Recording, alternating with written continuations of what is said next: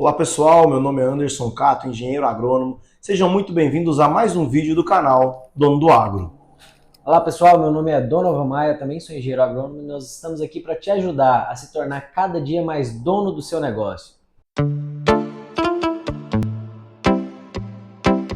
E para isso, hoje a gente vai falar da relação que tem entre o preço das commodities lá na Bolsa de Valores e aqui no preço físico. Aquele produto que a gente produz está lá na porta da porteira para ser vendido, está no armazém. Qual que é essa relação entre esse preço? Entre aqui e lá. Lembrando a todos que, para quem tem dúvidas sobre os conceitos do mercado, aqueles termos que são usados no dia a dia, ou até mesmo conhecer um pouco mais de como é que é o funcionamento da Bolsa, no nosso Instagram a gente tem uma série em que a gente conta, né, em vídeos curtos, como é que está sendo, como é que são esses conceitos. Então, aproveita, entra lá, descobre um pouco mais sobre esse universo e durante esse vídeo, se você gostar, curte, compartilha, comenta, deixa aí o seu like, vamos fazer com que as pessoas consigam ser realmente mais donos do seu negócio. Sim. Donovan, e aí, cara? Quando a gente fala de relação bolsa físico-financeiro, eu sempre tive uma dúvida muito grande. Por que o preço que eu vendo o meu produto aqui no interior não é o mesmo preço que aparece na tela quando a gente negocia na bolsa? O que interfere nessa diferença? Bom, Anderson, e todo mundo que está ouvindo a gente sabe o seguinte: não existe preço puro e simples de alguma coisa. O preço é resultado de uma conformação de coisas. Esse produto está onde? Que tipo de produto é? Quando é? Que a gente estava conversando um pouco mais cedo aqui, até falando sobre a relação de tempo. Porque é no tempo que as coisas são precificadas. Além de ser no tempo, tem uma localidade. Então, quando a gente fala de bolsa de valores, é o local onde se negocia, é um ponto de referência.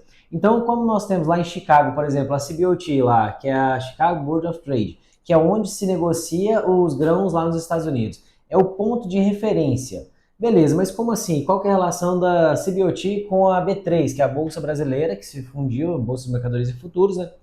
Aqui também é o ponto de negociação, como lá na Argentina é a Bolsa de Rosário, né? Correto. Então é o seguinte, é como se esse grão estivesse pronto para ser exportado.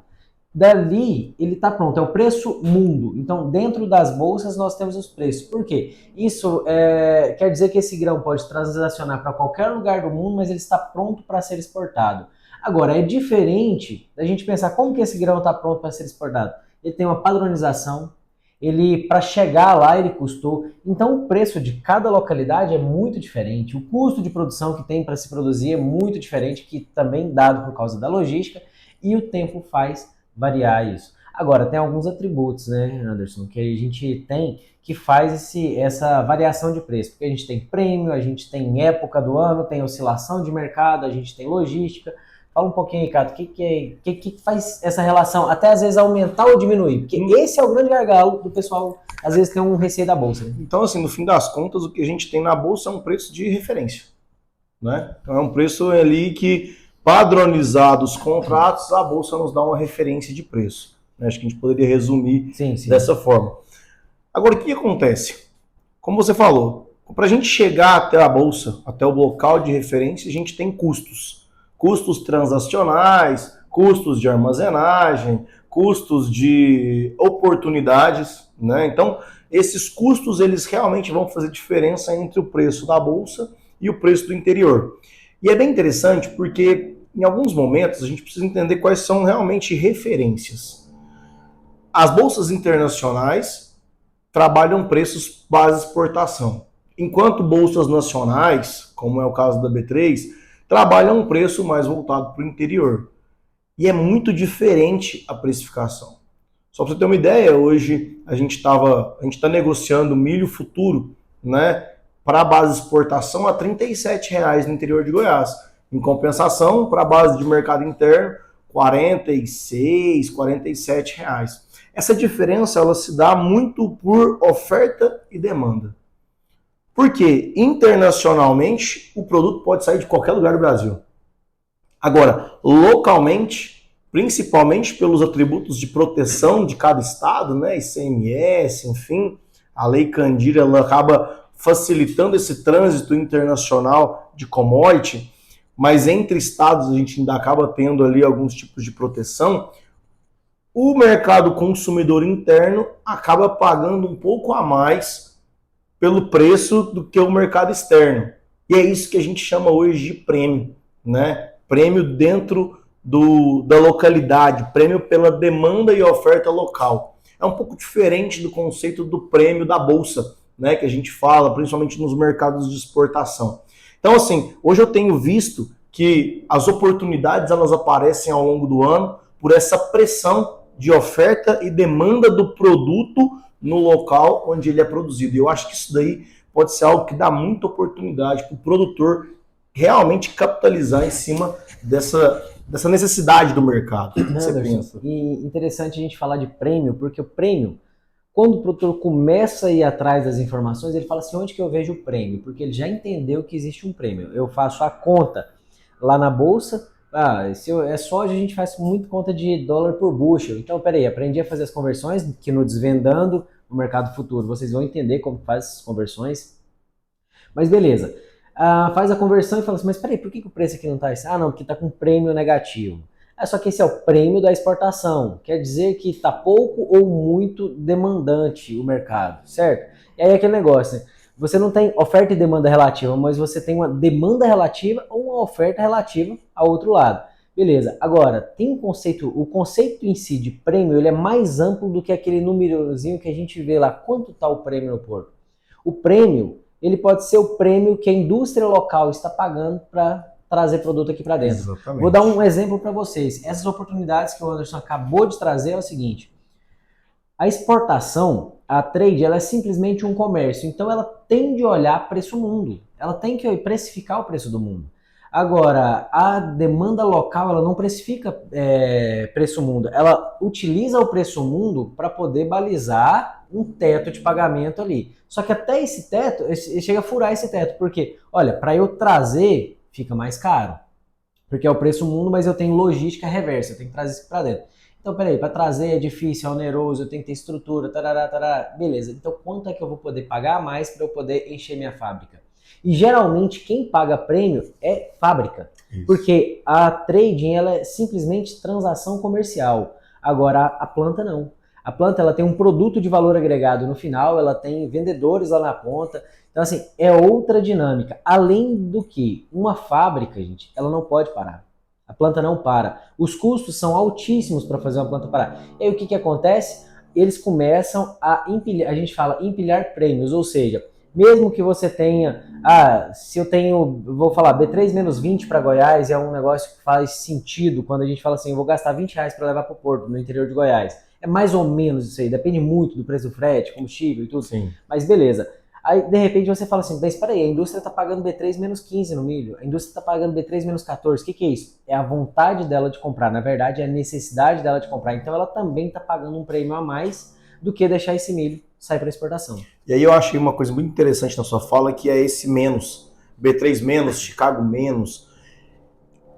Bom, se diverge aí esse conceito, né? Alguns chamam de bases, outros chamam de diferencial entre bolsa e porto, e é exatamente isso que faz com que a gente consiga ser cada vez mais eficiente no uso da bolsa como uma forma de proteção ao nosso físico. Por quê?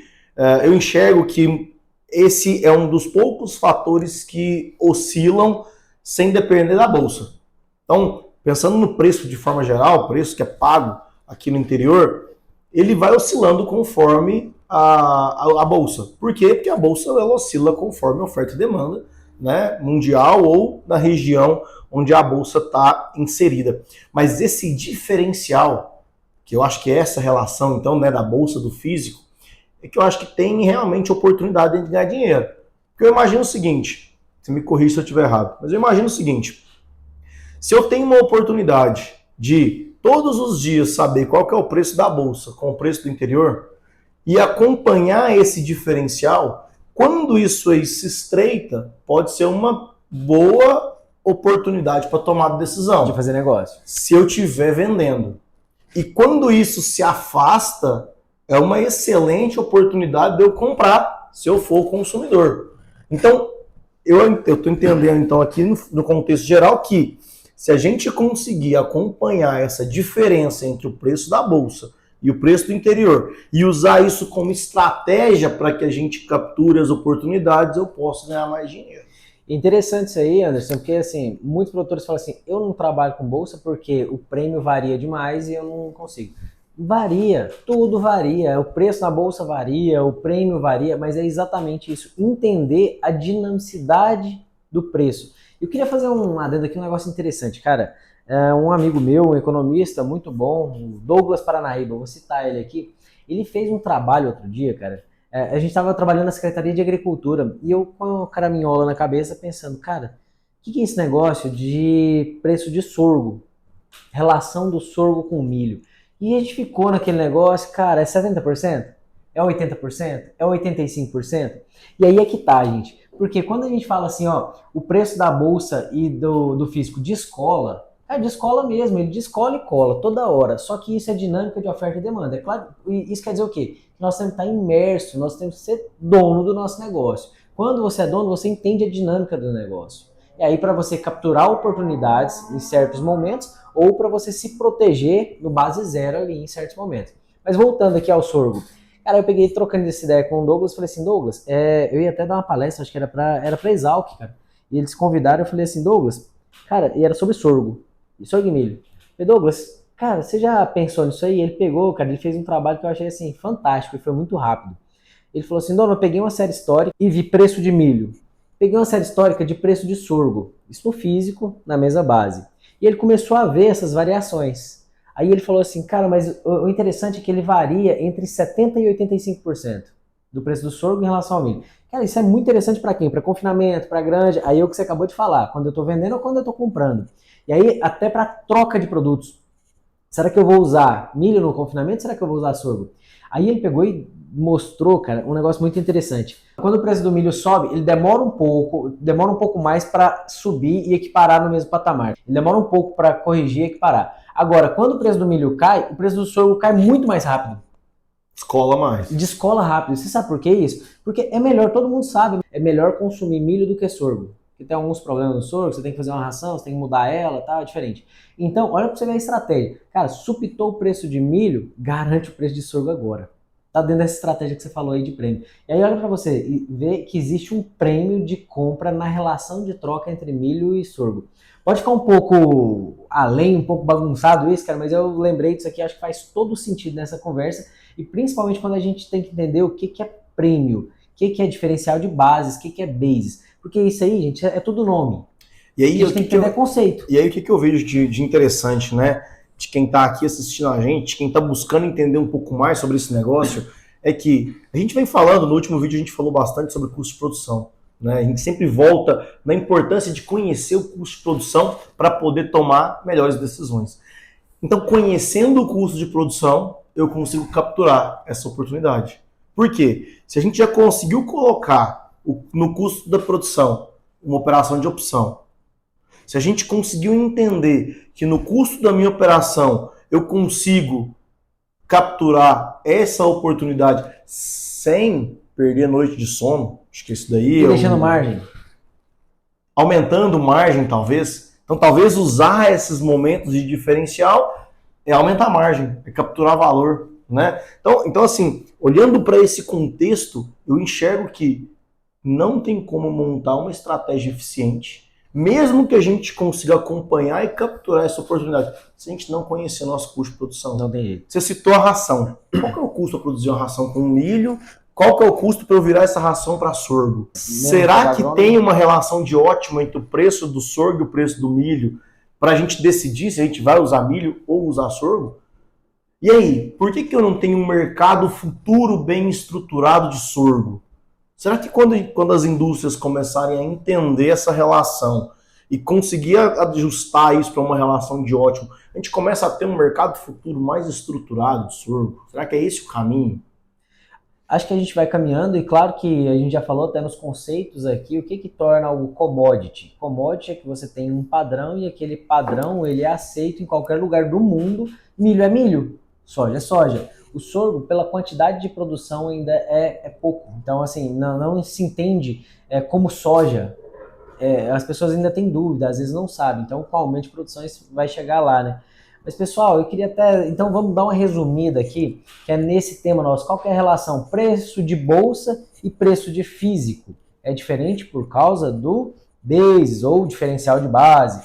E aí, lá dentro tem o chamado prêmio. Mas, no frigir dos ovos o preço lá em São Paulo, lá em Campinas, pronto para exportação, mesmo que ele seja voltado para o mercado interno, mas é como padronizado, se ele fosse né? Padronizado, pronto para exportar, ele vai sair de São Paulo ali, e o preço aqui no interior. Aí eu tenho que colocar logística, quanto que seria para chegar lá, uma oferta ou demanda relativa aqui desse local, dado ao momento que a gente está, e eu tenho, de acordo com a sazonalidade, eu tenho então o que deve ser. Hoje, vou falar hoje aqui, claro que o vídeo fica no YouTube muito tempo, mas vamos colocar num quadro temporal. Hoje, o preço do físico está muito próximo, B3 menos 4 talvez, porque a gente está agora num déficit de quantidade, ou então um déficit relativo também, porque o produtor às vezes não quis vender e guardou esse milho, e a indústria, o confinamento, alguém precisa desse milho. Então, B3 menos 4 é normal? Não. Quando você olha em safrinha, que é a enxurrada de milho que vem geralmente todo ano, que é o momento da colheita,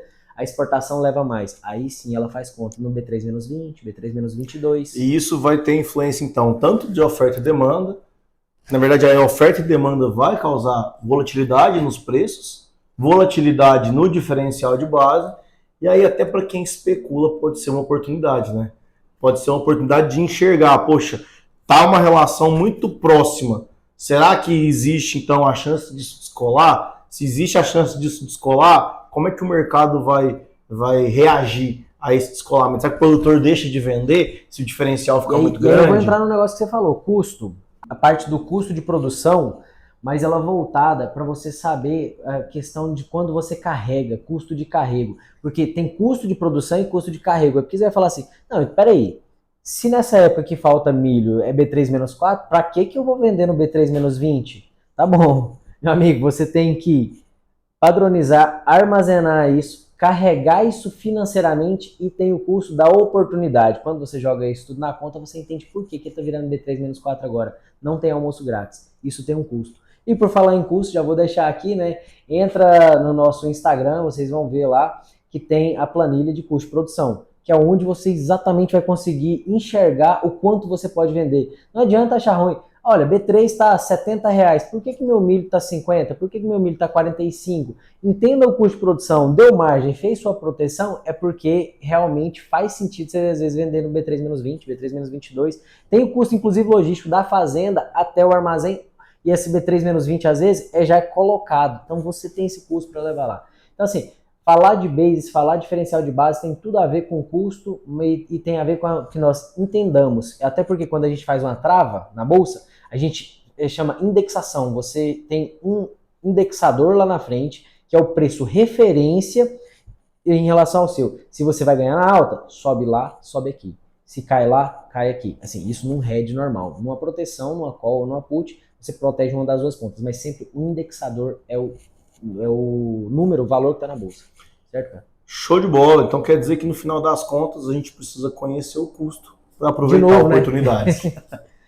Pessoal, é isso aí. Muito obrigado. Obrigado por chegar até aqui nos ouvindo. Compartilha esse vídeo aí, mas compartilha o seguinte, não adianta compartilhar à toa não. Compartilha com aquela pessoa que você acha que você vai ajudar ela a ser mais dona do seu negócio, mais ser dona do seu agronegócio. Alguém que planta, alguém que confina, alguém que tem uma fábrica de ração. Enfim, quem quer entender um pouco mais sobre ser mais dono e ter mais rentabilidade no seu negócio, é para essa pessoa que você tem que enviar um presente compartilhando esse vídeo.